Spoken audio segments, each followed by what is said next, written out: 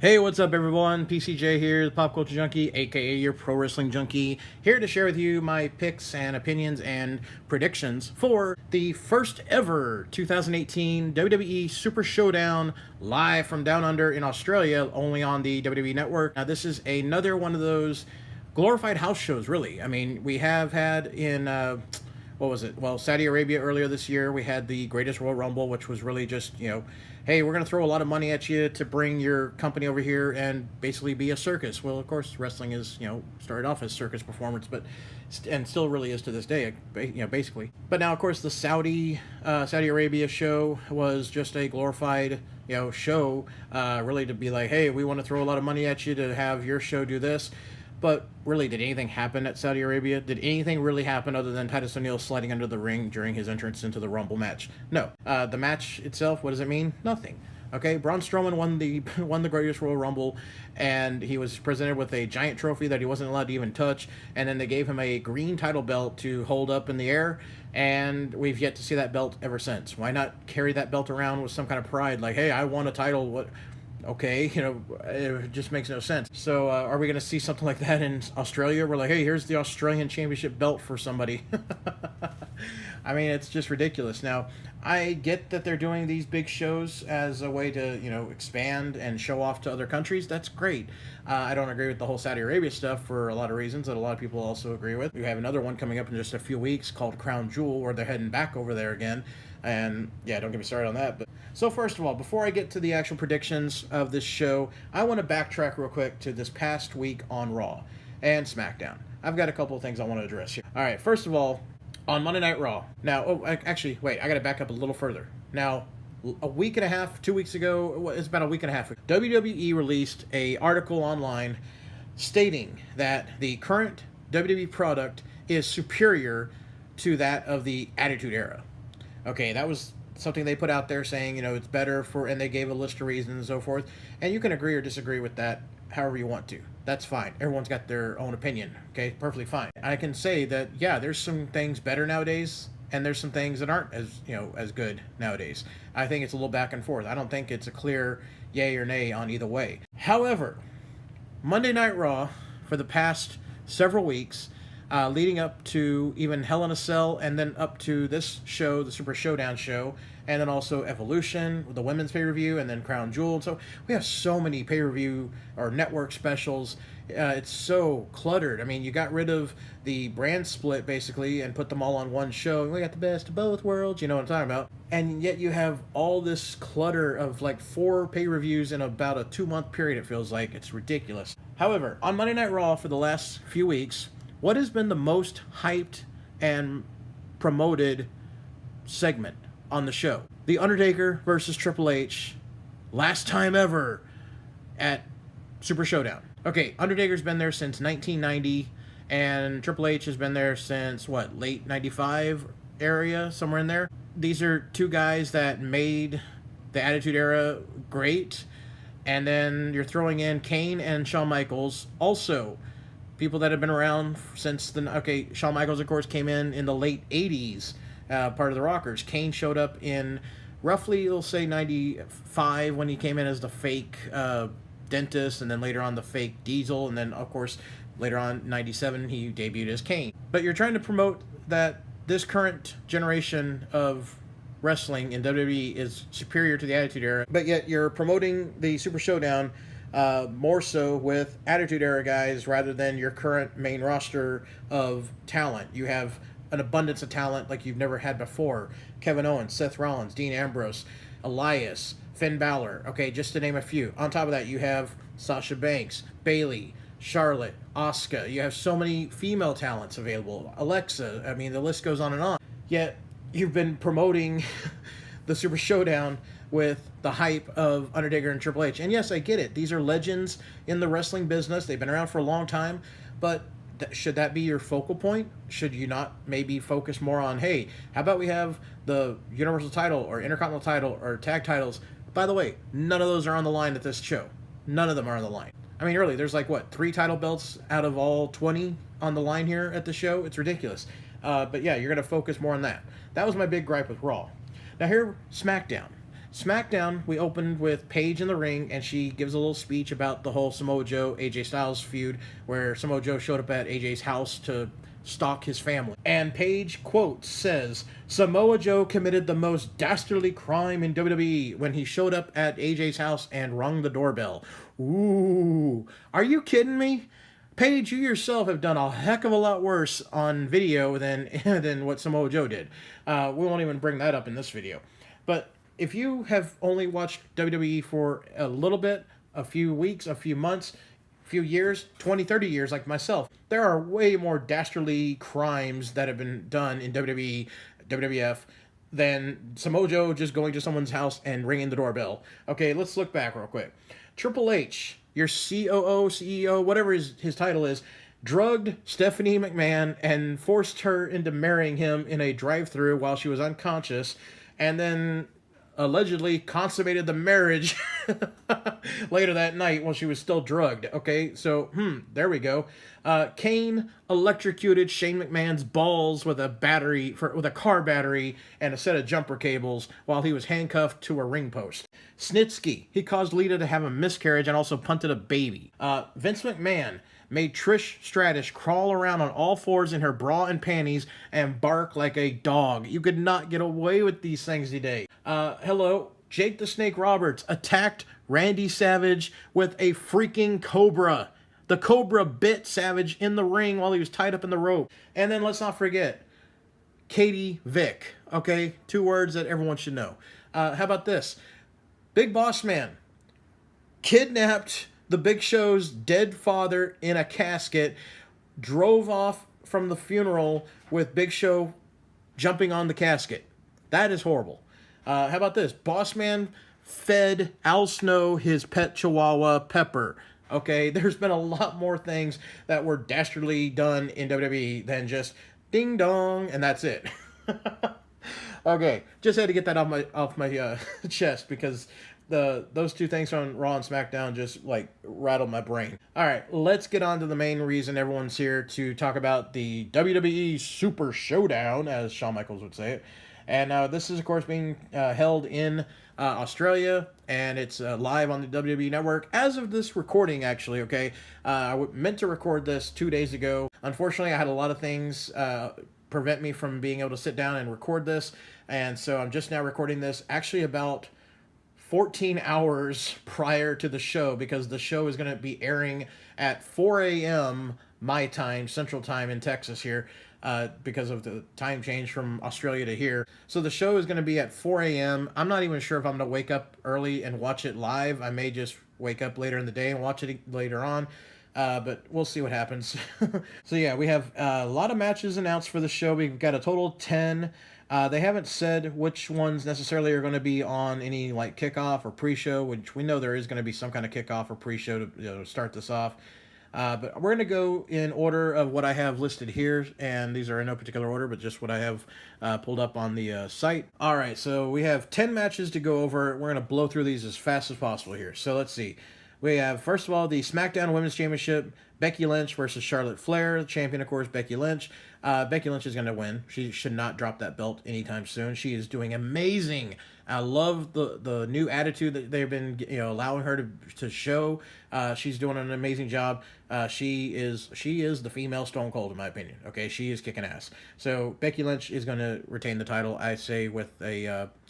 I'd like to see her actually make Charlotte tap. I think that's something she should do. So let's see it happen. We have a tag match, Asuka and Naomi versus the Iconics, Billie Kay and Peyton Royce.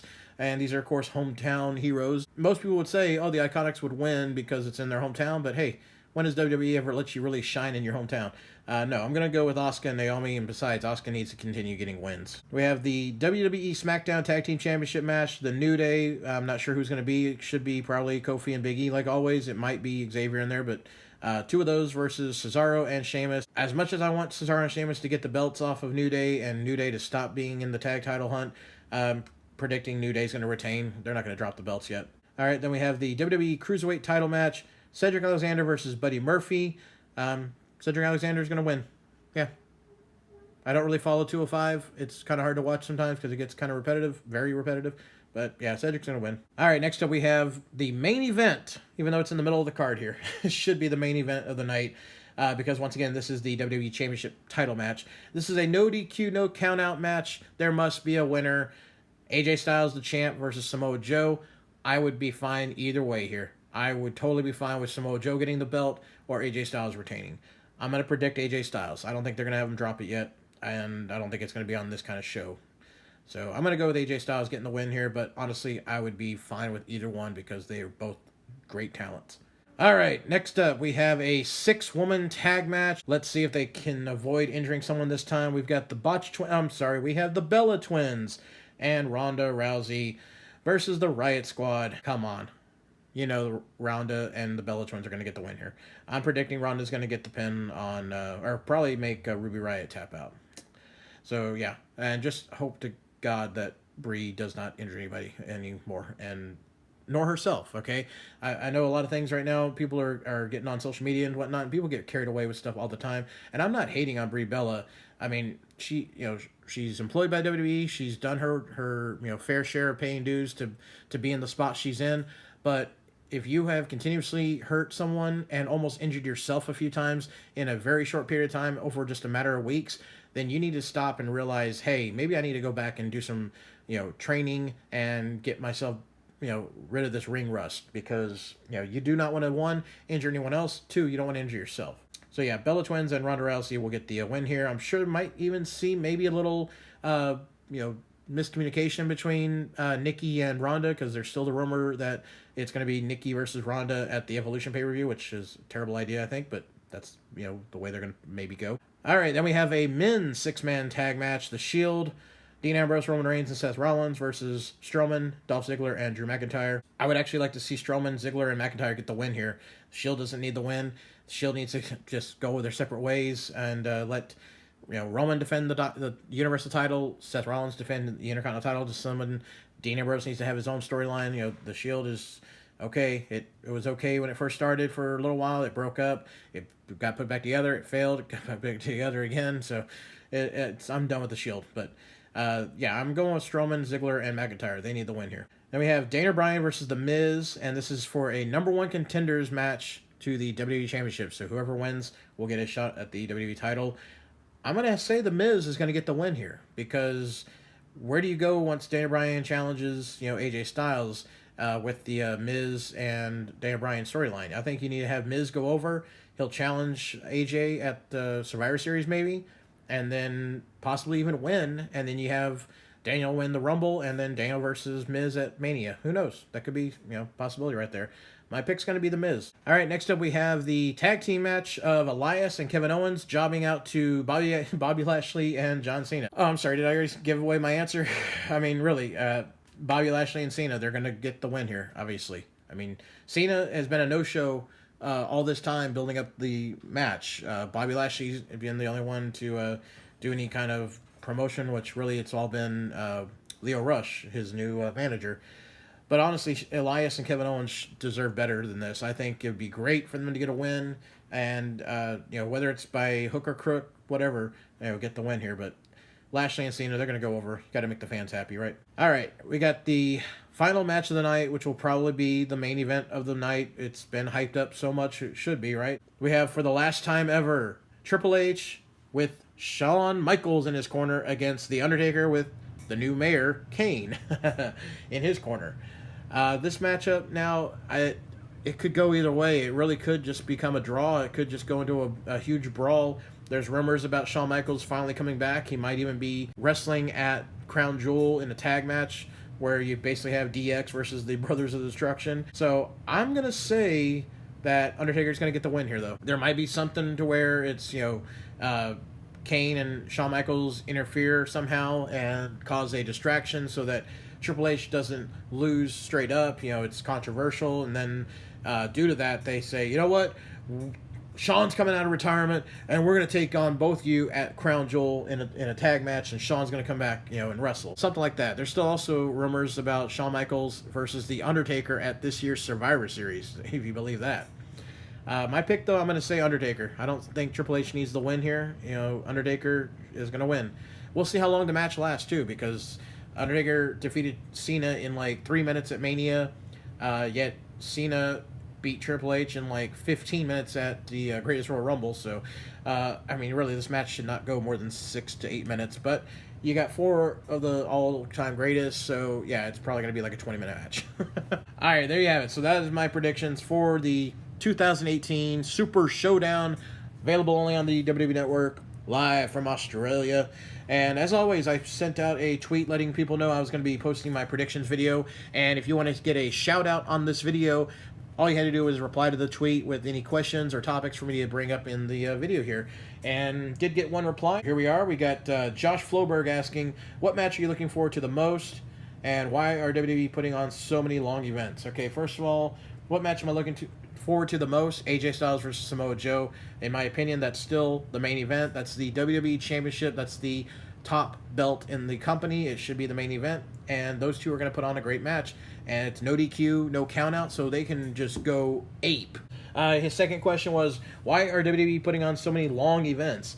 You know, I don't know, because yeah, WrestleMania used to be 3 to 4 hours average, maybe 3 hours and a little overtime. The other pay-per-views would be advertised for 3 hours, but really they came out to be about 2 hours and 45 minutes total. Nowadays, we've got 4-hour pay-per-view minimum, plus a kickoff or pre-show added as well. WrestleMania itself was, what, 8 hours this year? Something like that? I don't know. But, yeah, these long shows are getting to be a little ridiculous. I mean, they're filling it up with, you know, usually about 8 to 10 matches on a card, and then each match is getting anywhere between 9 to 15, even some are getting up to 25 minutes long of time. But then they also have to squeeze in all the backstage segments, interviews. You have the kickoff panel where they talk about the show ahead of time. And then in between the show, they do like a little intermission where they talk about what's happened and what's going to happen later, that kind of thing. But yeah, it does kind of drag after a while. It's almost like, hey, you could condense this back down and, you know, get it to a nice tight fit of another 3-hour show, just like Raw. Raw does not need to be 3 hours. A lot of people have been, you know, complaining about that for years, and yeah, they drag it out because of advertisements. They get a lot of money from the commercials, and I'm sure that's something to do with, you know, the same thing. They're getting more money from people being in the show forever. I'm sure the arenas are happy that people are there for 4 or 5 hours, because you're going to have more people buying concessions. You're going to have people going to the concession table to get food and drink, but you're also going to get people going to the souvenir stand so they get the shirts and hats and whatever. So if you're there for like 5 hours, and after a while you're like, you know what, this next match I don't really need to see. I'm going to go stand in line and get a shirt, get 2 shirts, get a burger and something else. So yeah, it's all about the money, really, I think. All right, Josh, thanks so much for the questions. I appreciate that. And anyone out there listening for the first time, follow me on Twitter, PopCultureJunk2. I'm always live tweeting during the network specials and pay-per-views. And then if you want to get a shout-out on a video, I'm always posting my prediction video and my spoilers and recap videos following the shows as well. So sometime Saturday afternoon, evening, after I've watched the show, I'll be posting my recap and spoilers and share my thoughts on the outcomes of the matches. So you can check that out as well on Saturday. By the way, anyone out there that hasn't seen yet, here's a spoiler real quick of the arena and the layout. It's in a, looks like it's in a baseball arena or stadium that they're holding the Super Showdown, not your normal football stadium or, you know, regular, you know, concert stadium, so forth. But here's a spoiler picture right here. You can see of the layout. Doesn't really look that extravagant. I mean, I was kind of expecting them to go a little bit over the top with how much they're promoting this. My big question is, are we going to get any pyro at all? I know they're going to have their LED screen stuff as always, but are we going to get any pyro at this show? Seems like they would maybe go a little extra and, you know, have some of that. Maybe even at least use the flames for Kane when he comes out. Something. Who knows? Well, there you have it, guys and gals. Thanks so much, as always, for checking out the prediction video here. I hope if you do watch the show, you enjoy it, and I hope you'll share with me your thoughts and comments. Either leave me comments here or follow me on Twitter and let me know while you're watching the show. Maybe you're going to try to watch it live tomorrow morning and share with me. Let me know what you thought of the show or any matches. I'll be doing the same thing as I'm watching it. All right, everybody. Thank you so much, as always, for listening. I will see you next time. This is PCJ, the original Pop Culture Junkie, a.k.a. the Pro Wrestling Junkie, and I'm signing out.